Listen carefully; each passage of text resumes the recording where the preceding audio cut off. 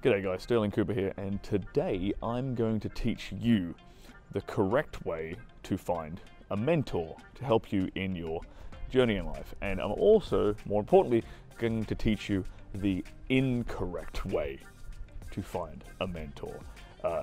And you really want to pay attention to this, guys, because if you make these mistakes, I can guarantee you that this person that you want to mentor you will never pay any more attention to you ever again. So let's get cracking. So the problem that a lot of entrepreneurial men have, high value men have, is that they want to free up their time. Specifically, they want to free up their time so they can focus more on unoutsourceable tasks. So that's tasks that can only be done by them with their unique skill set. And they also don't want to spend a lot of time, their valuable time that is, training up someone to take over these outsourceable tasks, the things that they don't want to be doing, the things that are taking up too much of their time. They want someone with skills, they want someone with initiative, they also want someone with the willingness to do time-consuming grunt work, right? Now, the problem is that most people who have some degree of skills and initiative and the willingness to do grunt work are actually entrepreneurial themselves, and they're out there doing their own thing and running their own businesses. So finding people to fill this unique gap is very difficult for most high-value men. So the key here to getting their attention is to offer them value in any way, shape, or form that you can. So even if you don't have a very specific skill set, you need to be able to offer time and energy to them, okay? And importantly there, specifically if you don't have a skill set, you need to demonstrate that you have the willingness and the capacity to show initiative and to learn on the job, to learn new skills as you're going, as you're learning how to work with this guy or how to help this guy out. A willingness to teach yourself what he needs you to learn along the way, rather than having him show you and baby step you through everything, is going to be a massive boon to your approach in getting this particular guy to mentor you.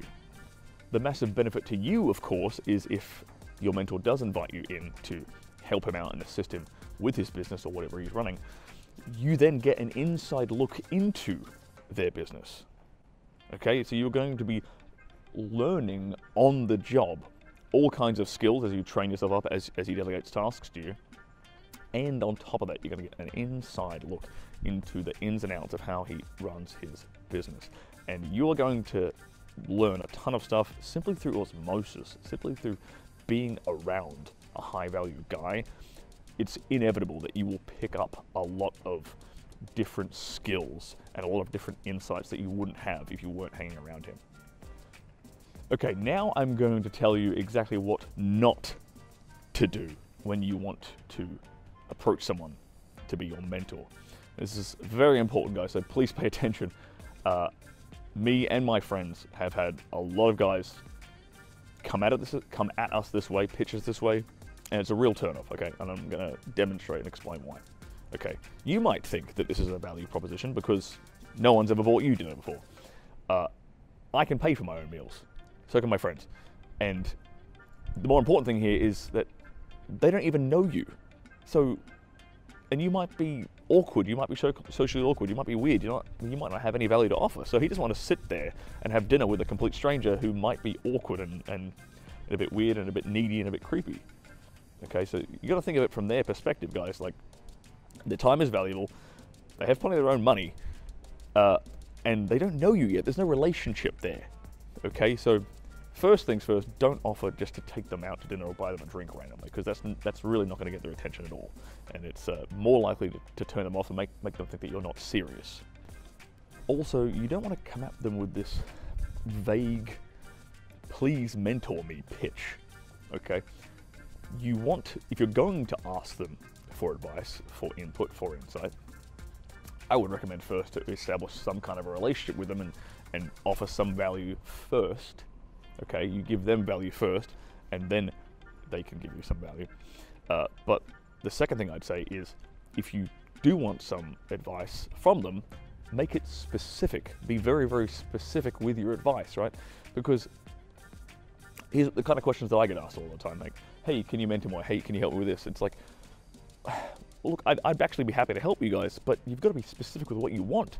If you're asking a very vague question, then you've just made more work for this guy. He now has to dig around, investigate, do some detective work as to what your exact problem is, or exactly what you even need help with. Do you see where I'm going with this, guys? Because, again, high value man's time is very, very valuable. And you want to respect that. And you respect that by cutting to the chase, being very, very specific with any questions or advice that you have from them. Now, here's the key to establishing a relationship and a rapport with a high value man. And that is a bit of a paradox. It's to assume that you are already on their level whilst simultaneously being humble enough to take their advice. And what do I mean by this? Well, the thing is, guys, that here's another problem that high value men have, is that they don't really have as many people to, it's harder for them to sort of interact with and get along with people. Because once you establish yourself as a high value man, you have a lot of attention, a lot of money, whatever it might be, people start treating you as this demigod, as this infallible human who can do no wrong. They're people, guys, and you got to relate to them as a person. You can't relate to them as your guru. You can't put them on a pedestal. Actually, this is the same with women, but it also applies to high value guys. People don't like to be put on a pedestal and treated like they're not human beings. They like to be related to one-on-one like a regular person.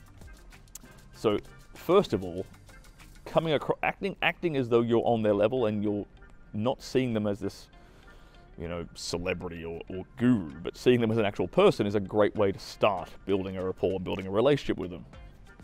And the second thing, and this is the really, really key part, and I've seen a lot of guys make this mistake in various forums and groups and coaching calls I've been involved in. And the second thing is to shut the hell up and take advice. Be humble enough, swallow your pride, swallow your ego, and when they are giving you advice, shut up and listen, because they know something that you don't, clearly, because they're more successful than you. Don't let your ego get in the way and try and steer them towards the answer that you want. Be humble enough to shut up and take their advice when they give it to you. That's the video today, guys. I hope you liked it. Please share it around if you found it useful, if you found it insightful. Don't forget to like, forget to subscribe if you're new to the channel. As always, leave a comment below if you have another idea for a video you'd like to see me do. If anything specific advice you would like, drop it in the comment section below. And I'll see you guys in the next one.